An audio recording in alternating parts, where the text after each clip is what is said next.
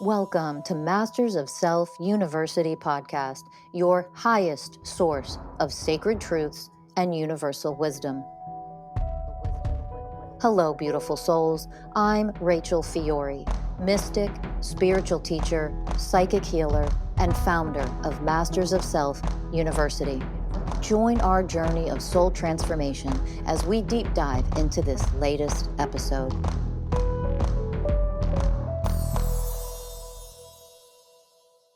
Hello, everyone. Before Rachel gets started with today's episode, I just want to make you aware that we are now accepting applications for our Mystical Life Coach certification starting in the second week of January 2024. That's in less than 2 months away from us right now. So if you are interested in doing what myself, what Ellie, and all our amazing other Mystical Life Coaches do, if you're interested in becoming a coach, earning the certification, please join us. Follow the link below, fill out the application, and jump on a quick consultation with me.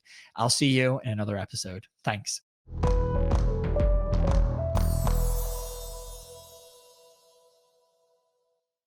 Hello, magnificent, beautiful souls. Welcome to Masters of Self University podcast. I'm your host for this episode, Rachel Fiori. So, the title of this episode is 8-Year-Old Cried Over Losing, and here's the big mistake. And I mean massive, massive mistake that adults, caregivers, teachers, parents make when they are raising children. Okay, so I'm going to tell you a true story. This just happened. This is about my niece. I have an 8-year-old niece. She's almost 9. And she just started a new sport, fencing. Can you even believe it? I was shocked. Like, how is there even fencing? I've only ever seen it in the movies. Is this a real sport? And I say that with the fascination of this little girl been coming across fencing and then wanting to do it. Just incredible to me. I think it's amazing. And so for a few months, she's been learning fencing. And my partner and I, my husband and I, just went to her first fencing match. I don't even know if it's called a match. I know nothing about fencing. I got my first lesson in this sport just a couple days ago. So I'm going to share with you my level of ignorance and the little things that I've learned. It was so fascinating. It's so fun to see all these little kids learning how to fence. What a remarkable sport. And so we show up, and what happens first is they go through 5 rounds of practice where they can score, 5 points against their opponent. And then that determines their seat of who they're going to compete against for the real, actual matches or competition. And I'm sorry if anybody knows fencing. I don't know the proper terminology. I know nothing about fencing. So here's what happened. So my niece is going through her 5 different matches. We're there for a couple hours watching all this. And she's new to this. She's only been doing it for a few months. So you can imagine an 8-year-old learning fencing. Any child learning sports, even if they're very athletic, think about how terrible they actually are when they first learn a sport. It's not like you're good. I was a great athlete. I can tell you the very first time at 8 years old that I ever played soccer, I'm naturally very athletic, and yet I was still terrible, relatively speaking. I was athletic, relatively speaking. I was also terrible. I didn't know how to dribble a ball. You know what I'm saying? So it's a skill that you learn no matter how athletic you are, how good you are naturally. That's easy to understand.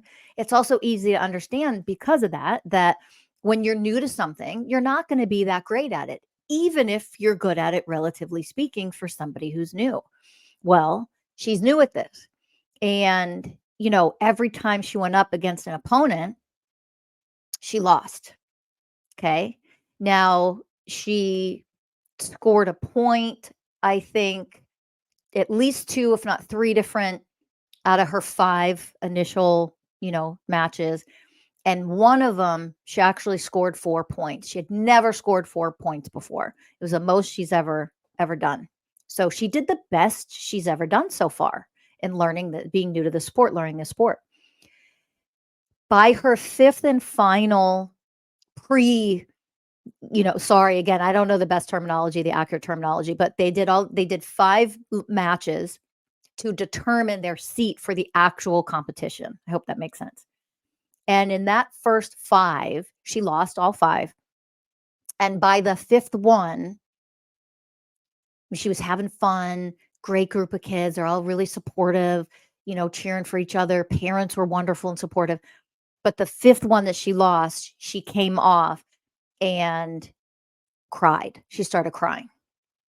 Here's the mistake. Now, those of you who are not parents, I hope you're still listening. Stay here.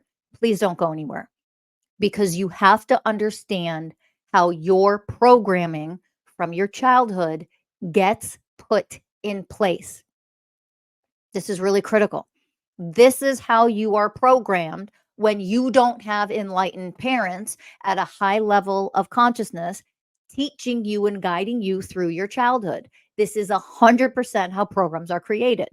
And this is a beautiful example. That's why this is a big mistake. So if you are a parent, listen up, parents. You need to learn this. And if you are not a parent, you still need to listen up, because you'll understand your own programming, your unhealed stuff better by understanding what I'm about to share. So my niece comes off crying because 5 in a row, she lost 5 in a row. She wasn't upset prior to that. She was handling things emotionally very well in a very mature way for her age.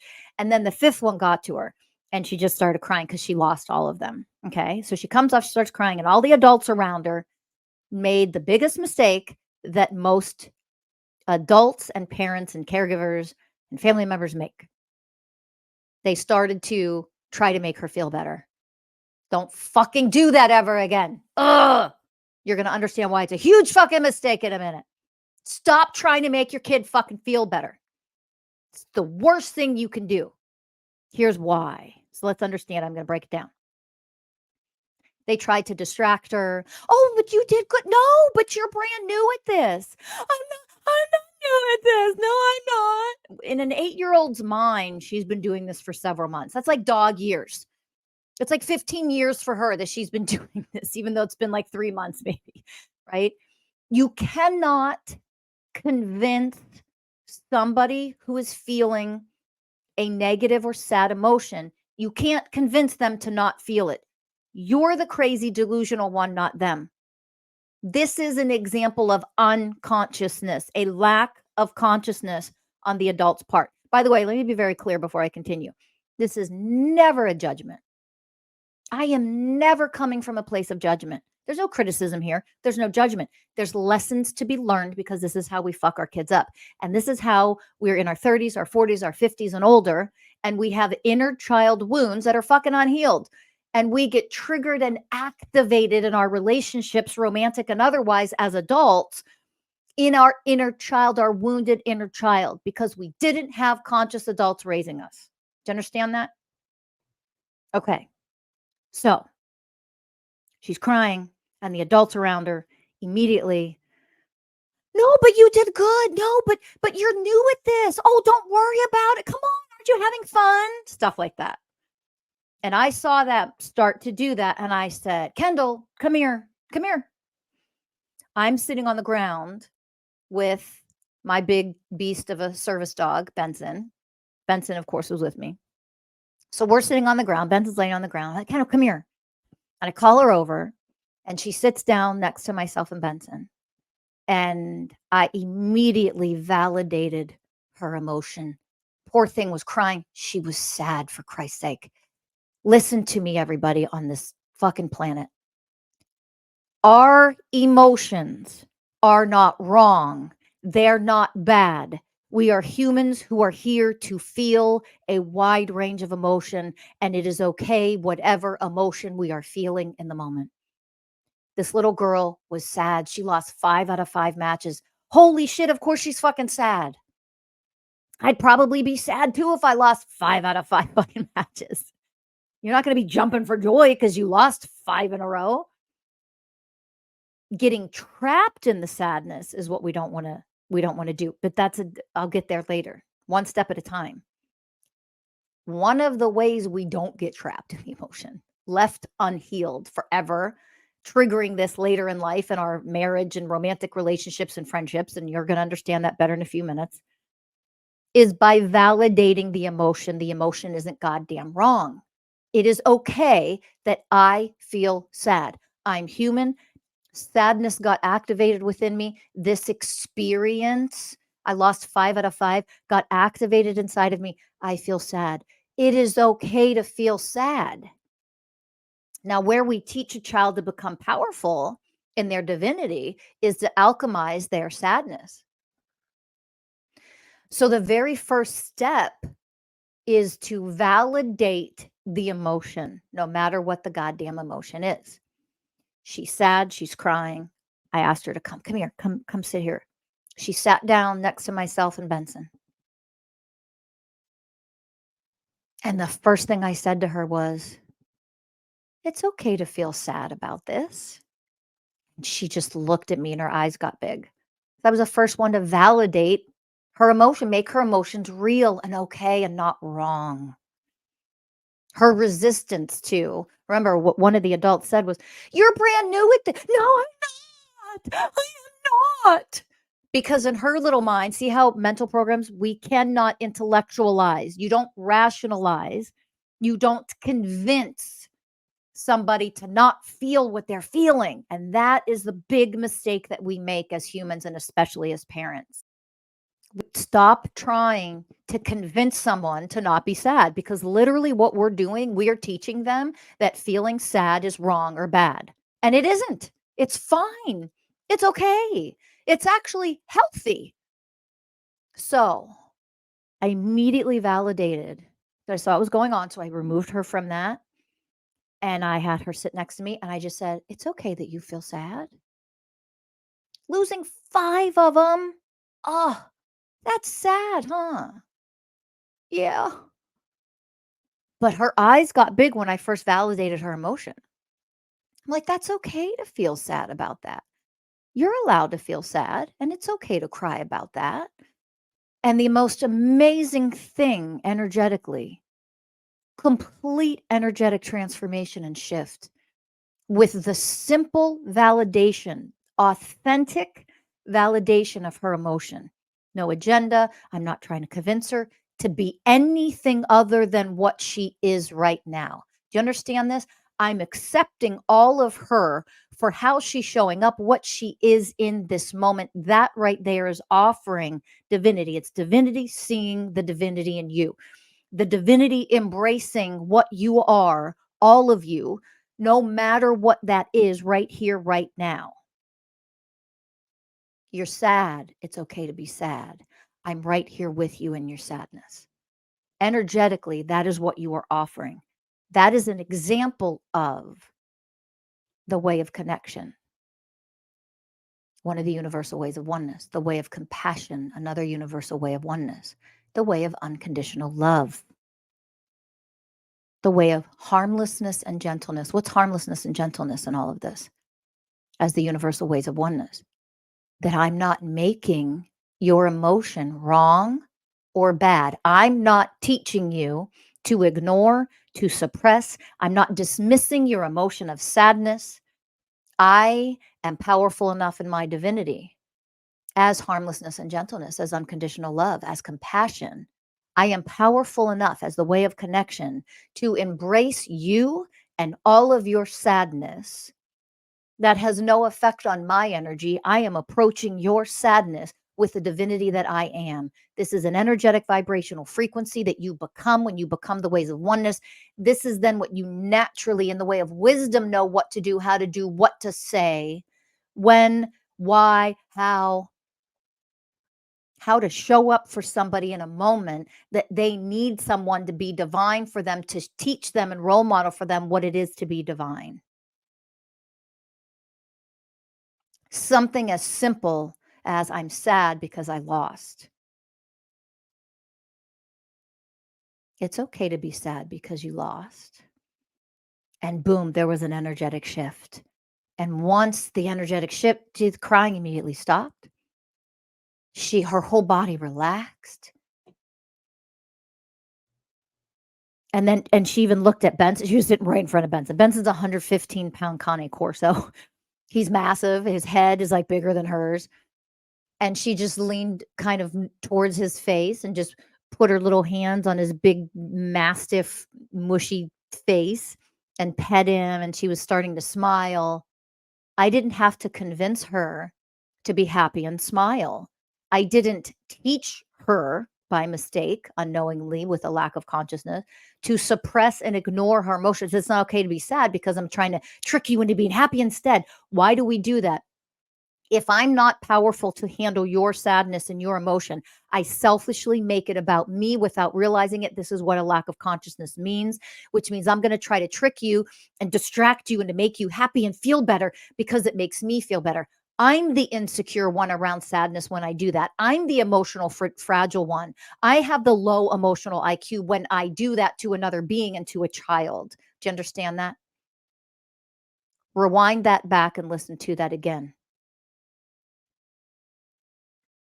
But when I am divinely powerful, when I am the ways of oneness, I've become the universal ways of oneness, which means I am powerful. I have extraordinarily high emotional IQ. You cannot lack emotional intelligence when you are connected vibrationally to the divinity that you are. You are the way of wisdom. You can't lack wisdom. You have nothing but emotional intelligence, emotional power when you become the universal ways of oneness, when you become this energetic frequency as your baseline frequency. Do you understand?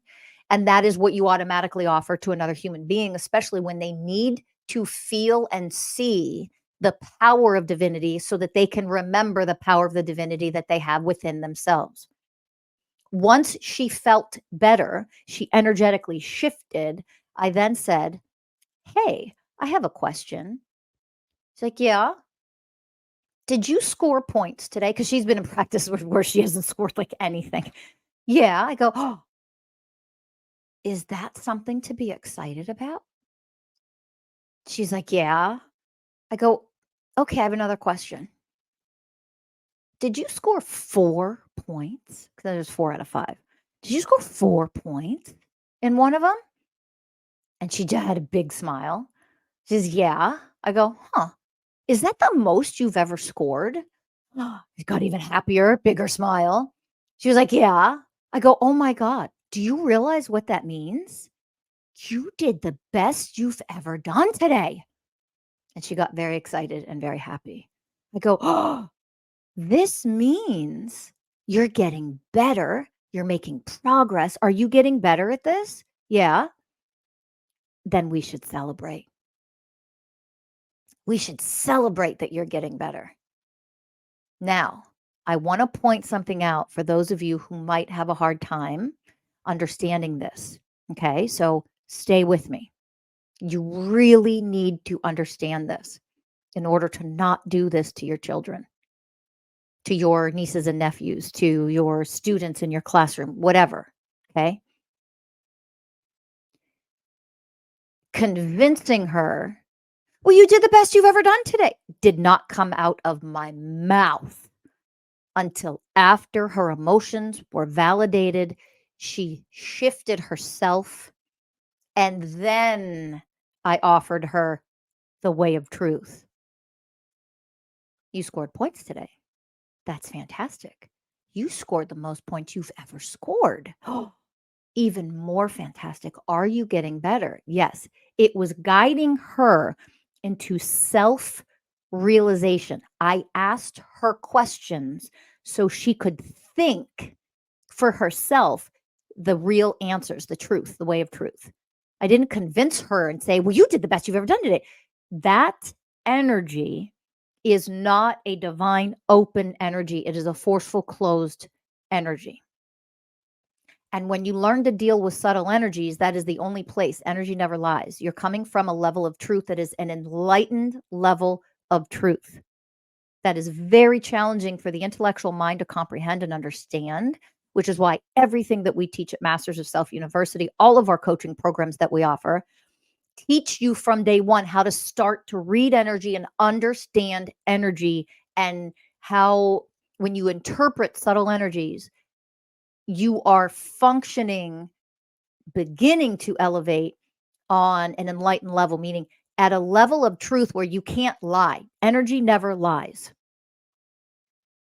So when I tell you, when you can read the most subtle of energies, that when you're trying to convince somebody of something, you're coming from forced, you're coming from a very closed energy, you will always get a degree of resistance from other people.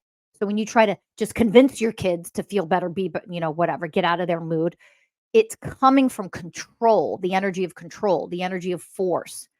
It isn't coming from an openness, which is why kids and all humans at any age will resist you when you simply try to convince them of things. You think you're coming from good intentions. Fuck your intentions. You follow me long enough, you realize how many times I tell you to go fuck your intentions. Why? They mean nothing. That's why. Energetically, you're not helping anybody. You're coming from the energy of control, convincing, force, closed, very closed energy. You are not open. You are not in divine spaciousness. You are not embracing the person where they're at. You're not powerful enough to do that. They can feel that within you, which is why they resist and push back. When I said, "Oh, you haven't been," one of the things I said to her then, because I heard what the adults said to her, "You just started, you're brand new." Her instant reaction, "No, I'm not new." Resistance, resistance. She's fucking brand new. She's doing this a few months. But because of the energy that you're coming from, you're going to ignite resistance from the other person. Why? You're not the way of presence in that moment. You lack the way of presence. Because you lack presence, you're not actively listening. You're not embracing her for where she is and what she's feeling. And because of that, you're always going to ignite resistance in the other person energetically. This is how energies work.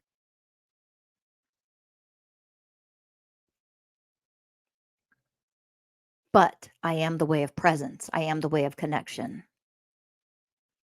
So the way of presence, I'm open to receiving her, all of her.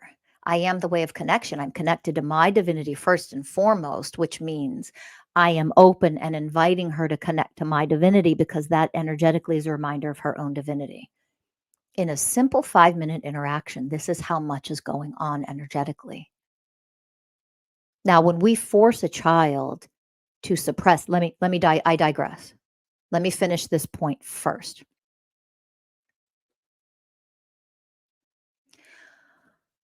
When I then offered her and asked her questions, right? She was able to think for herself and come up with the answer herself. And then I offered her, well, you haven't been doing this for very long, the way of truth. Zero resistance to that. And yet, just, a few minutes before, no, I have too been doing this a long time. She hasn't. But that was the resistance that she offered instantaneously. I hope you understand now why. And then what unconscious, adults will do in that moment. Yep, it's only been a few months. Ugh. You're the one who's fucking everything up, not the child in this example.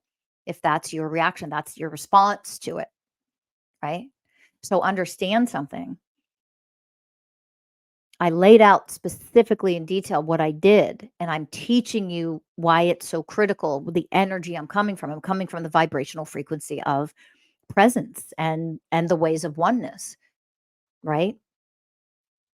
So because of that openness and embracing her and accepting her for where she's at, her energy shifted so quick, that sadness alchemized so fast. And then I was able to ask questions and she was able to answer and see for herself. The answers came from within herself, which is really important for her to realize the truth, which is I haven't been doing this very long. I scored the most points I've ever scored. Oh my gosh, I'm getting better. Wow. And then that's something to feel happy about. And the natural, organic raising of the vibrational frequency from sadness to feeling neutral or content or even happy and excited about her progress becoming the way of presence with herself, becoming the way of truth with herself, becoming the way of compassion for herself, started with validating the emotion and not making her emotion wrong or bad or trying to suppress her emotion. Again, did any adult around her intentionally try to force this little girl to suppress her emotion? No, of course not. They didn't try to do it on purpose. This is why I say fuck your intentions. Your intentions mean nothing. Your awareness, your level of consciousness means everything.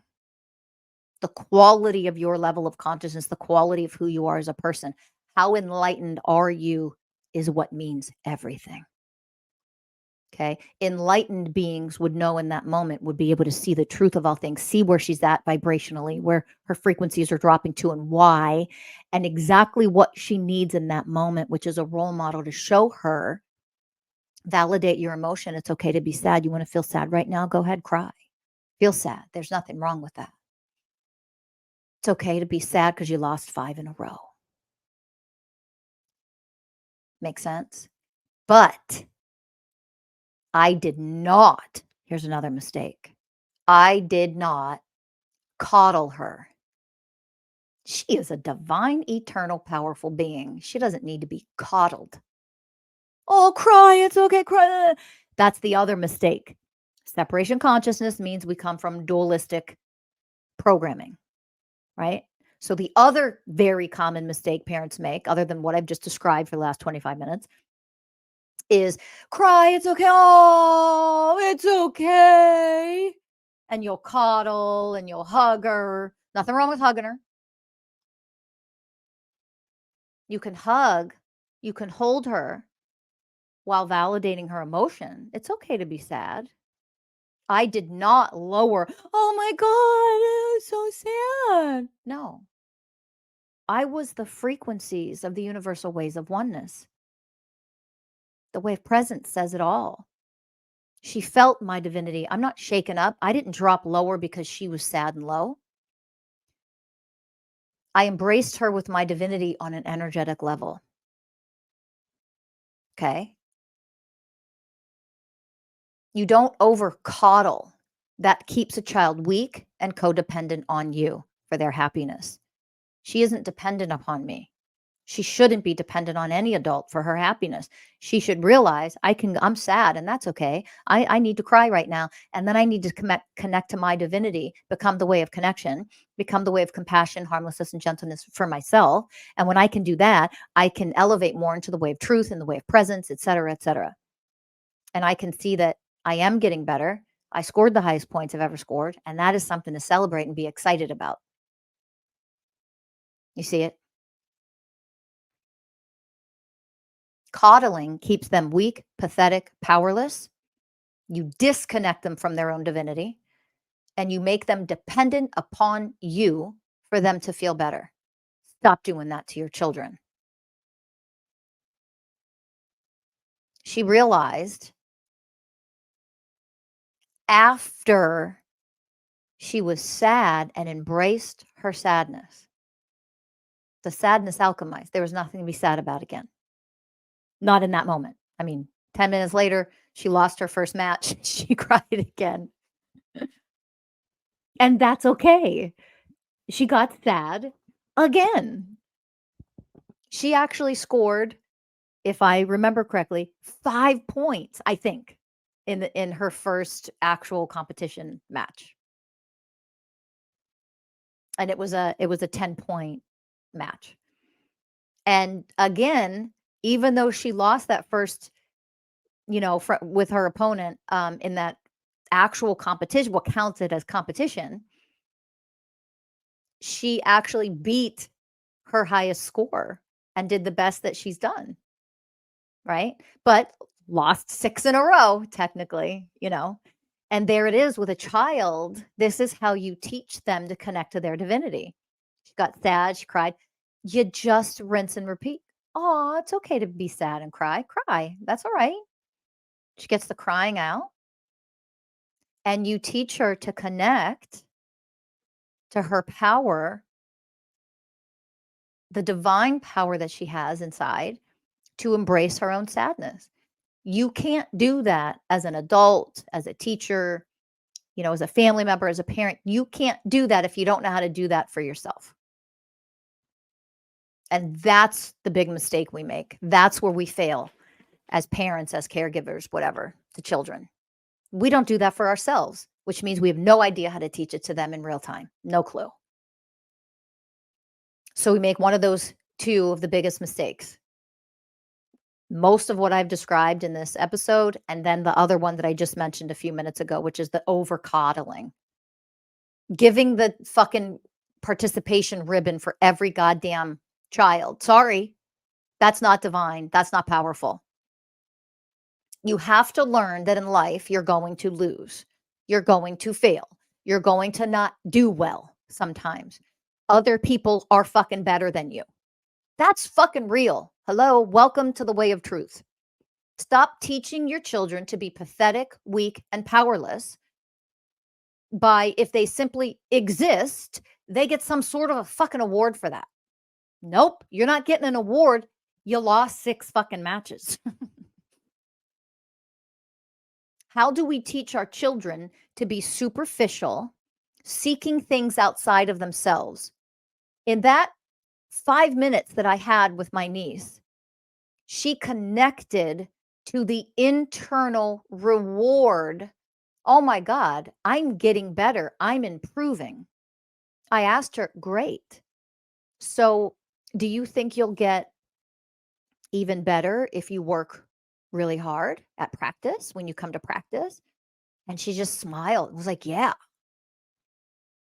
I'm like, are you better today than you've ever been? She was like, yeah. I'm asking her the question so that she can realize it internally. This is self realization. I'm guiding her towards self realization. Do you see it? Yes, these are little crumbs to becoming an enlightened being when you know how to work with children in this way. Self realization leads to self actualization. So, self realization, I ask the questions, oh, well, do you think this or do you think that? I let her think about it and figure it out. And she's like, if I practice even more, I'll probably get better. I'm like, probably will. And I think one of the questions before my time was, done with her was something like, I think I asked her, so do you think in the next time you go to practice, you'll be the best one? And she kind of was like, mm. Like at first wanted to say yes, but then she kind of had to think about that. And she was like, well, no, because like so and so is the best one. And that one over then she pointed out who the best ones were. I go, oh, so do you think you'll be better than them next time? She kind of had to really think about that, like as a trick question, but that's how you let them realize for themselves. She's like, I don't think I'll be better than her. And I'm like, why not? See how I keep asking questions and let her think through it and realize herself. Oh, but then if you practice really hard over time, do you think you could get as good as her maybe? Is that possible to get as good as her, do you think? Could be, right? So I'm giving you examples of the conversation I had back and forth. I didn't tell her these things. Stop telling your children. Teach your children. There's a difference. And tell her all these things. It falls on deaf ears. You're not engaging your child in oneness when you do that. You're treating them like an object without realizing it, and you're treating them from a place of separation consciousness. You're connecting to them from separation, which is then creating separation programs within themselves. And then the only thing they can do over time is create the program of, well, she's better than me, and competition, and blah, blah, blah, and on and on and on. And because of that, we have all these programs that we develop in adulthood. We wonder why we sabotage ourselves, why we're stuck in life, and why we're fucked. And it's so simple in the moment you have with your children in real time to spend 2, 3, 4, 5 minutes giving them the questions, letting them self-realize, letting them figure this out, and then saying, great, so what do you need to do next practice? Just practice. Yeah. Keep practicing. Good job. Do your best. Work really hard. It's okay. Are you getting better? Yeah. Okay. Then should you keep going and keep practicing? Yeah. Okay. Right. So I hope I've broken this down enough that you can see step by step by step the way that if we were enlightened beings, we would be interacting with children and with other people. Okay. This is how we teach our children to become self realized, which leads them to the path of self actualized. We have to evolve and become oneness consciousness. Otherwise, the only thing we are ever teaching our children is separation consciousness, and we are dumb and blind to how we're doing it. It's such important lessons here. Okay. So, if you want to learn more, first of all, like and subscribe. Please do that. That helps us get this out to more people. Like and subscribe. Share this with other people you know. Share this with parents. But also, come visit us at mastersofselfuniversity.com. Get a free consultation for our coaching programs, what we have to offer, so that you can learn how to read subtle energies in the way that I've described today, so that you can become the way of wisdom and all the ways of oneness, not just with your children. You were a child once. If you still have unhealed stuff, you have to become the mystical parent and go back, reparent, and grow your inner child up to be a powerful divine being. Otherwise, you remain unhealed for the rest of your life, literally. Literally. Because you're not healing your inner child. You're coddling them. You're not teaching them what they need to learn from a place of truth, wisdom, harmlessness, and gentleness for them to become what they need in the moment that they need something. The nurturing, the wisdom, the love, the compassion, the patience, all of the ways of oneness. And this is what you learn in our coaching programs at Masters of Self University. This is what the 20 Universal Ways of Oneness teach you to become an extraordinarily elevated, enlightened being. This is what it looks like in real time, in real life, in your everyday interactions. Enlightened beings don't suddenly cease to exist in human form. You still live in your everyday practical life. This is what it looks like. You still live a human life as an enlightened being. You don't suddenly not live a human life where these things come up. That's what I want you to understand about enlightenment.